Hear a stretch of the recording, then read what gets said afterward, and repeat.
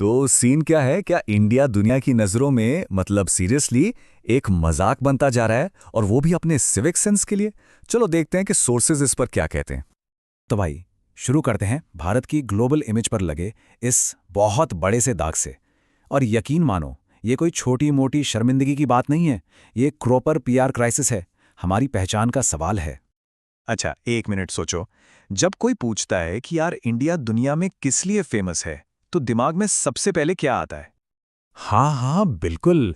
हमारी महान संस्कृति, हमारी सदियों पुरानी परंपराएं, हमारी अतिथि देवो भव वाली मेहमान नवाजी, और हाँ, हमारे मैथ्स और साइंस के जीनियस।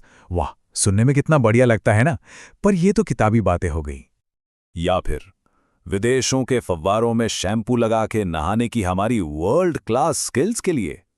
जी हाँ, क्योंकि आजकल वायरल तो यही सब हो रहा है। अब देखो, इस स्लाइड पर जो लिखा है वो कोई मजाक नहीं है। सोर्सेस के मुताबिक आपको भारतीय पार्क के फव्वारों में नहाते हुए दिख जाते हैं, साबुन लगाकर। ये उनके लिए बहुत हैरान करने वाली बात है। उनके लिए शॉकिंग है, हमारे लिए शायद कंटेंट। और सुनो, इस गलत फहमी में तो बिल्कुल मत रहना कि हम विदेश जाकर अचानक से ऐसे हो जाते हैं। नहीं नहीं जनाब, ये कहानी तो हमारे घर से ही शुरू होती है। जरा इस स्लाइड पर नजर डालो। ये इंडिया टुडे का एक सर्वे है।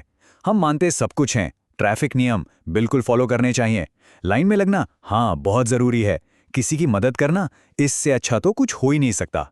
लेकिन जब करने की बारी आती है तो प्रैक्टिस में जीरो। मतलब कहना और करना दो बिल्कुल अलग अलग बातें हैं बॉस। और कचरे का क्या हाल है? कोच्चि की एक स्टडी के हिसाब से सिर्फ 20% लोग अपना कचरा सही तरीके से ठिकाने लगाते हैं। तो बाकी 80% का क्या? वो या तो गलत जगह फेंकते हैं या फिर सीधा सड़क पर। ये हमारे अपने देश का हाल है, विदेश का नहीं। और यही बात ना सीधे दिल पे लगती है। सोर्स कहता है, सच तो ये है कि विदेशों में जो शर्म आती है, उसका जो स्रोत है वो खुद हम हैं। मतलब साफ है, जो बेइज्जती हम बाहर महसूस करते हैं, उसकी ट्रेनिंग हमारे अपने घर, अपनी गलियों में ही हो चुकी है। तो सवाल ये उठता है कि यार हम ऐसे हैं क्यों? क्या दिक्कत है? चलो थोड़ा गहराई में उतरते हैं और इसके पीछे की सामाजिक वजहों को समझने की कोशिश करते हैं। तो पेश है हमारे खराब सिविक सेंस की एक अनऑफिशियल रेसिपी। स्टेप 1, पब्लिक की जगह जैसे पार्क या सड़क वो अपनी थोड़ी है, वो तो सरकार की प्रॉब्लम है। स्टेप 2, सफाई करना, अरे ये हमारा काम नहीं है, इसके लिए तो कोई और है ना। स्टेप 3, लाइन में कौन लगे भाई, हमें तो अभी सुविधा चाहिए, सम्मान वगैरह बाद में देख लेंगे। और सबसे ज़रूरी स्टेप 4, करियर चमकाओ, कैरेक्टर का क्या है? हमारी शिक्षा भी तो यही सिखाती है, नंबर लाओ, नौकरी पाओ, बस लाइफ सेट।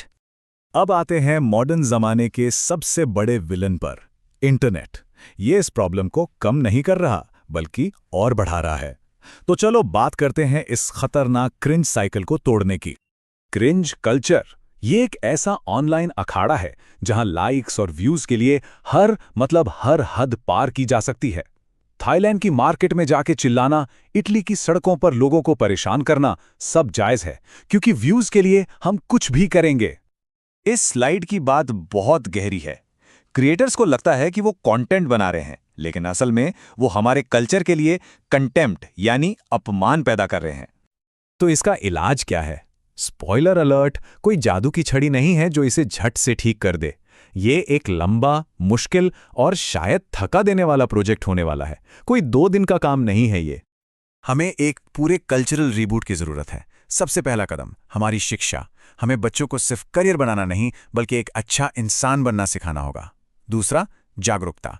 हमें यह समझना होगा कि इंटरनेट की वजह से अब कुछ भी प्राइवेट नहीं है, पूरी दुनिया हमें देख रही है। और तीसरा और सबसे जरूरी, जिम्मेदारी। हमें अपनी सार्वजनिक जगहों और अपने व्यवहार की जिम्मेदारी खुद लेनी होगी, किसी और पे नहीं डालनी होगी। और आखिर में वो बात जो हम सब पर लागू होती है, हमारा पासपोर्ट, हमारी जिम्मेदारी। कभी अपने पासपोर्ट का पहला पन्ना ध्यान से देखा है? वहां हमारा राष्ट्रीय प्रतीक होता है। ये सिर्फ एक सरकारी मुहर नहीं है, ये भारत की पहचान है जो हर कोई अपने साथ लेकर दुनिया में घूमता है। याद रखना, देश का सम्मान सिर्फ तिरंगा फहराने से नहीं होता। देश का असली सम्मान तब होता है जब हर एक नागरिक ये समझे कि वो अकेले नहीं बल्कि पूरे देश का प्रतिनिधि है। एक का गलत व्यवहार पूरे देश का व्यवहार माना जाता है। तो आखिरी सवाल यही है, हमारे पासपोर्ट पर हमारा राष्ट्रीय प्रतीक तो है, पर हमारे व्यवहार में हमारा राष्ट्रीय चरित्र कहाँ है? सोचिएगा जरूर।